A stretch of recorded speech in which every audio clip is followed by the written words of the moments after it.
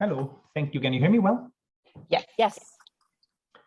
Okay. Hello, hello everybody. It's a pleasure. I'm actually delighted to be here today. I could follow yesterday the first day of the biannual meeting, and I enjoyed it very much. So I'm very pleased to be part of this. And I was following now the last bits of the previous session, so I'm pretty excited. Now, what we're going to have here in this session is we're going to share with you the findings and the recommendations following the findings of an assessment conducted jointly by UNFPA and UNICEF on the adaptations of the global program to the COVID crisis, and the COVID responses.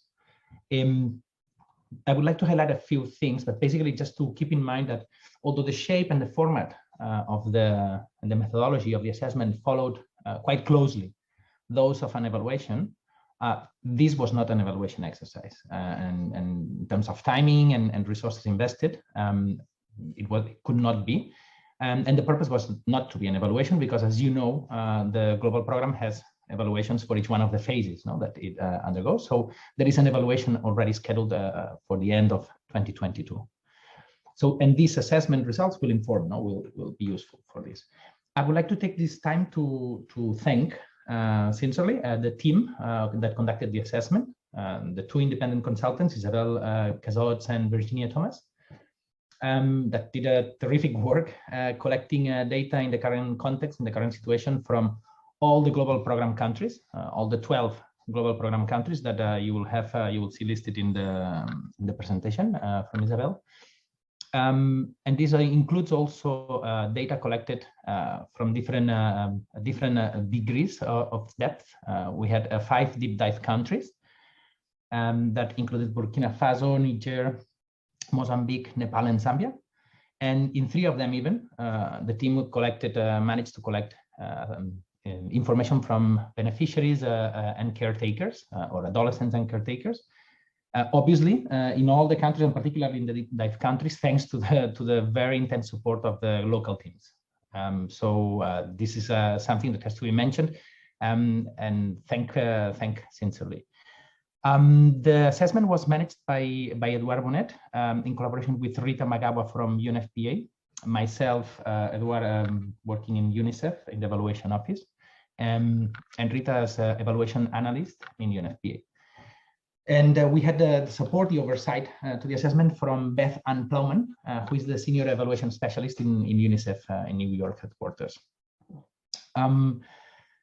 Finally, just let me say thank you also to the members of the reference group of the assessment, who provided their support at different stages of the process, from inception until the end, commenting and validating the results.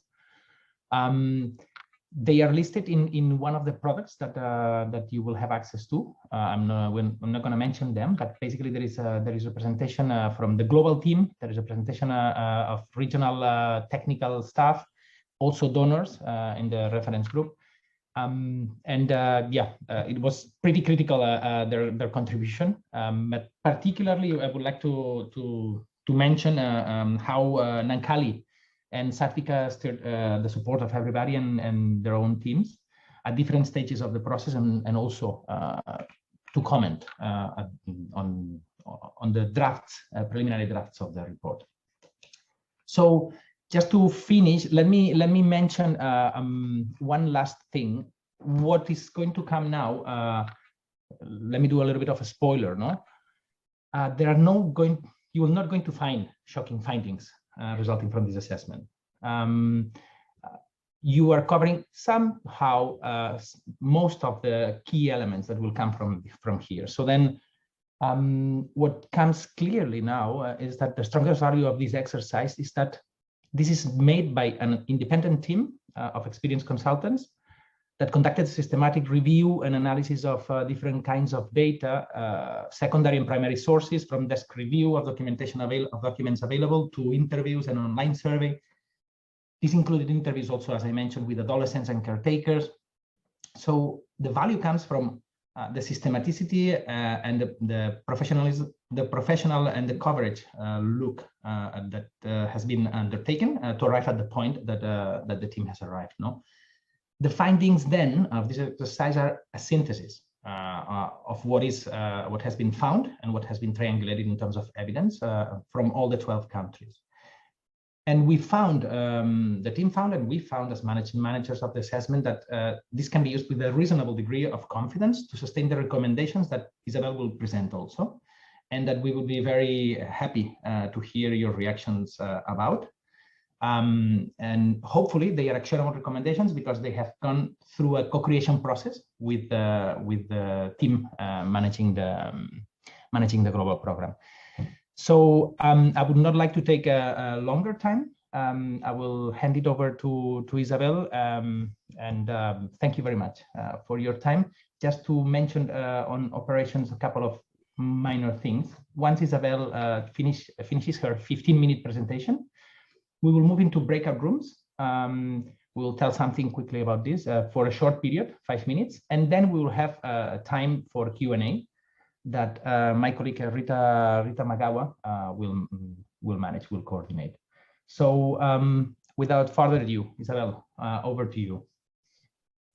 Actually, Edward, just before Isabel jumps in, I'd just like to add that everyone can post their questions to Isabel during the presentation, and we'll return to them in the queue at the end. So feel free to post your questions during her presentation. Thanks, and over to you, Isabel.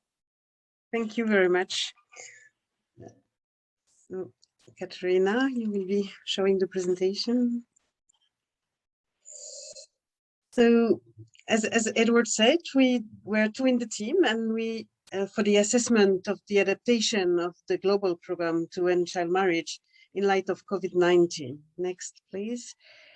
So we reviewed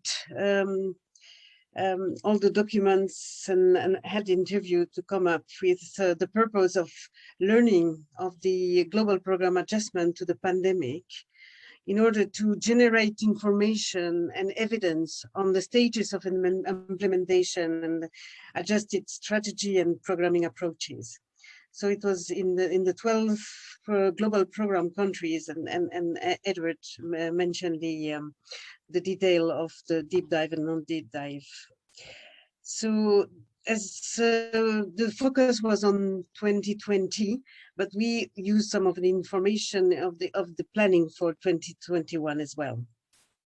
Next, please.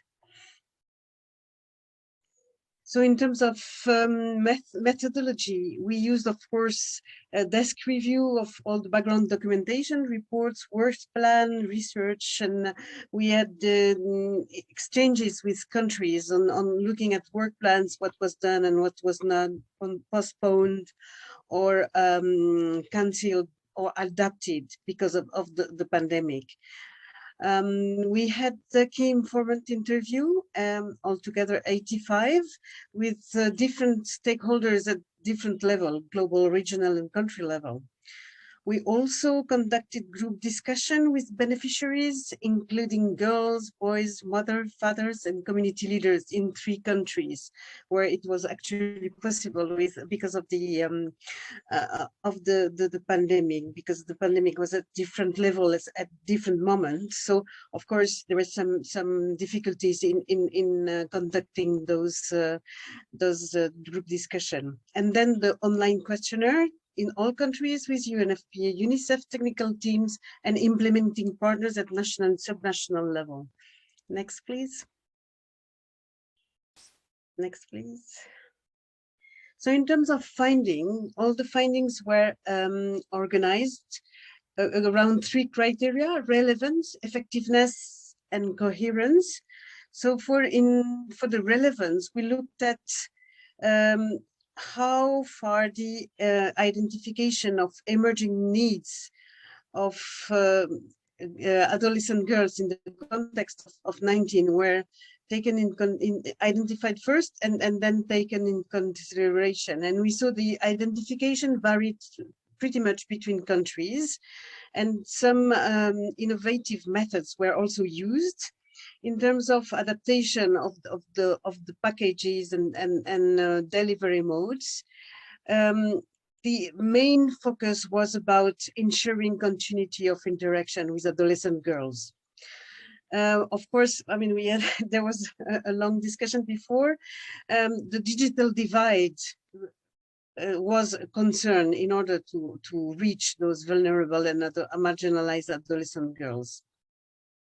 The second element that we looked at in terms of relevance was the alignment of the adjustment to COVID-19.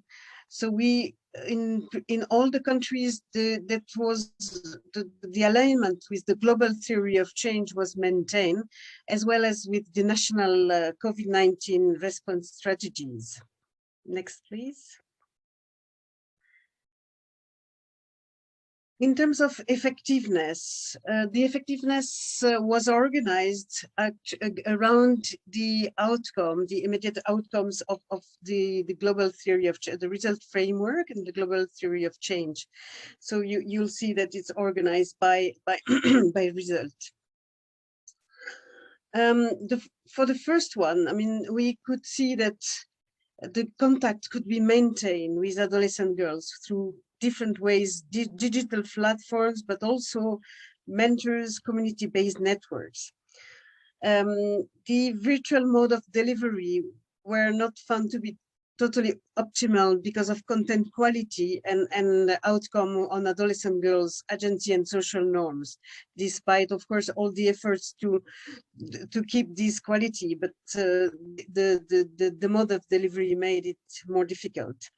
In terms of encouraging adolescent girls to return to school, some success was shown, but it was not systematically monitored, and it was difficult to make sense of how far that was fully or a little bit less successful. Community-based activities were continuous in most places, and through smaller group home visit involving local leaders and local networks. Of course, mass media and social media campaign were used extensively and allowed a wider reach. But again, the potential to influence gender and social norm was a little bit less. In terms of adapting in capacity building and system strengthening intervention, we saw that some could be maintained despite school closure and lockdown, and also because of decreased access to SRH services. The effort were managed to, I mean, the effort was sustained, but those access were beyond sometimes the capacity and the hand of the global program. In terms of child protection systems, they were pretty initially very much impacted because they're not considered essential services. And then along the time, I mean, throughout the year, advocacy helped to overcome this. Next, please. In terms of contribution, again, for the effectiveness to economic empowerment, we saw that small initiatives, small-scale initiatives were undertaken to address economic empowerment, but larger and broader linkages with social protection schemes to address the heightened risk of child marriage due to the pandemic were very limited and pretty weak, actually, except with some exceptions in few countries. Developing national and subnational plans related to end child marriage were pretty much continued, although at a small scale, through advocacy and technical support. The capacity building were more difficult to organize, so it took place with a lesser extent. The evidence generation component was pretty much impacted, and targets were not reached because of limitation, of course, due to the COVID-19 restrictions. although we could see some experiences using, as I said, innovative approaches and digital technologies like phone survey or even U-Report. The transition from gender-sensitive approach to gender-transformative approach initiated at the beginning of phase 2 is, I mean, we saw that it is underway, but of course it has been hampered by the pandemic and mainly due to the difficulties to approach, I mean, to have this community-based intervention that were very key to this transition. Next, please.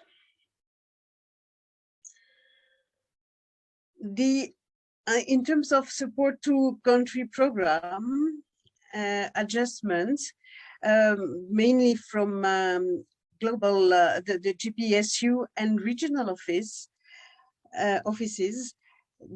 we saw that timely guidance and tools were provided to support adjustment, but countries found that sometimes they were overwhelmed and it was very challenging to be able to pick up on those tools and guidance.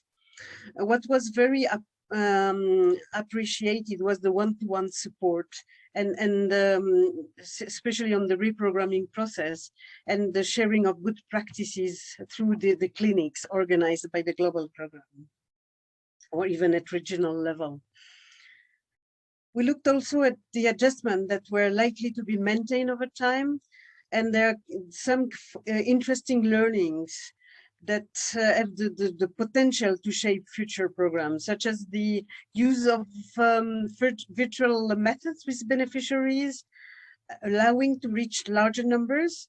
But of course, those approaches still need to be assessed and the outcome assessed before scaling them up further. The multi-pronged approaches necessary to address issues such as changed norms and skill development is also very key, as one single approach is not sufficient, and relying on one single approach like mass media, for example, is not sufficient. What was very much appreciated as well is the flexibility in adjusting programming and reallocating budgets. And leveraging additional non-global program fund was very key also to support the adjustment. So from other programs like education or humanitarian funds, that was a very important support to the adjustment. Next, please. In terms of coherence, we saw that adjustments were coherent between sectors, within between agencies, in most countries. The multi-sectorality of the effect of the pandemic and related child marriage was gradually recognized by government and taken into account, and that was quite a key achievement. Next, please. In terms of recommendation, the global program, we recommend that the global program should continue advocating with government to develop multi-sectoral legal and operation framework, especially addressing the different drivers of child marriage at different level and in a coordinated way. Next, please.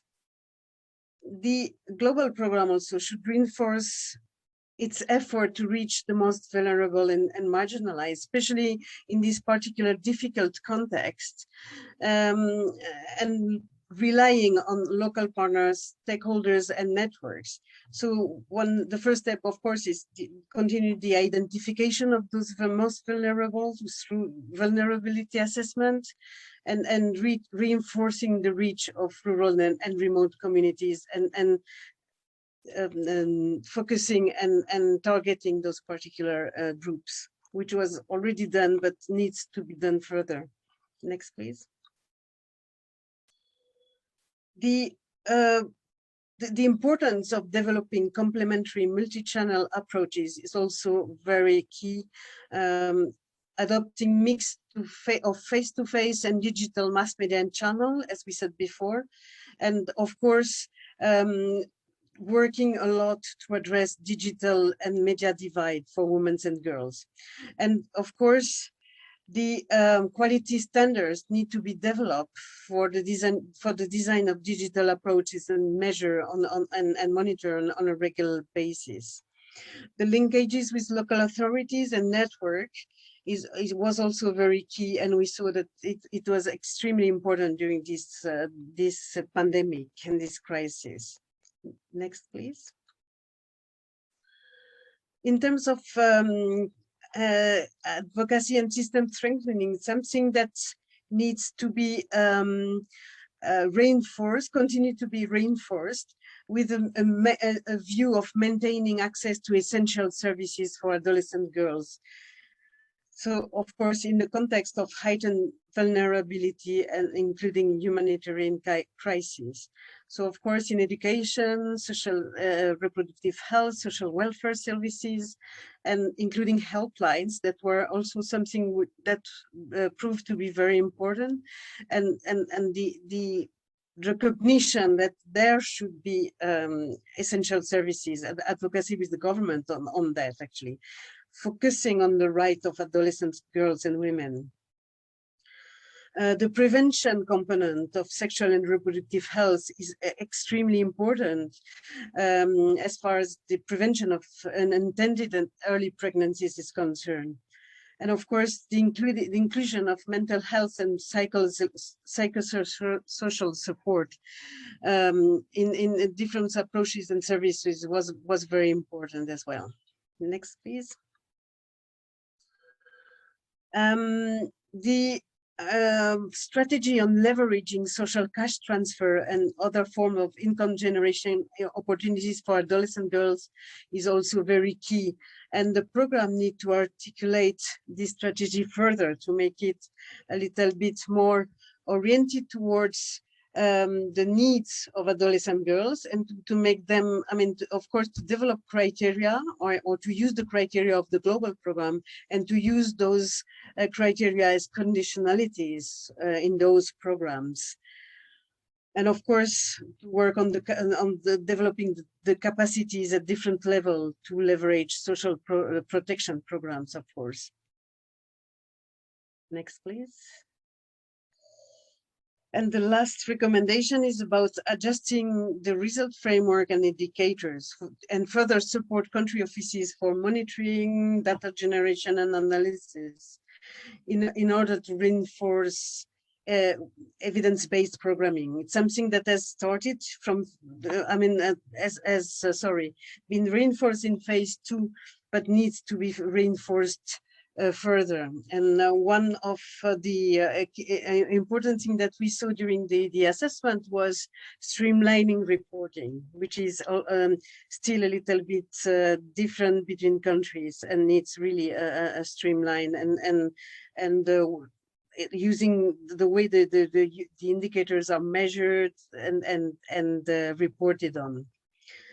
And looking, of course, at short and medium-term effect of the newly developed approaches, and systematizing the analysis of available data that will prove to be also a little bit a weak point. And last, we also encourage to monitor the effect of the COVID-19 crisis on the child marriage, and to get more information on that related to gender dynamics, norms, non-return to school, and in their access to social, to sexual and reproductive health services, as well as teenage pregnancy and family economic situation, which is the family economic situation, or the girls' economic situation is a key element as well that needs to be highlighted more in the result framework. It is in the theory of change that the theory of change doesn't need to be reviewed, but definitely some weight, I would say, some weight needs to be brought to the drivers. Thank you so much. Thank you so much, Isabel. On that. No, you've given us so much to think about. Thank you so much, Isabel. That was really well done, and so much to think about. And handing it back to you, Edward. Thanks, thanks, Isabel. I joined Martha, and thanks, Martha. Just a quick comment. Yeah, there's a lot of information in what Isabel just shared, but there is much more obviously in the assessment report that you can access. I just please tell me if it's not correct what I'm saying, Katrina. But I think in the background materials of the session in Philo, the draft report is available together with the presentation that Isabel just shared with you, and a longer version of the presentation that contains a little bit more information, particularly on the background and on the methodology, details that she could not enter into. And obviously all this is in the report. So, and then now we're gonna put you now into the breakout groups for 5 minutes. So to discuss about the session and what resonated most with you. There is a little time. Time is short, so please be concise. Use 1 or 2 sentences each, please. And then the intention here is that this way you can share with each other your immediate reactions to the presentation. So, and then afterwards, after these 5 minutes, we are moving immediately to the plenary session with Rita. Thank you very much.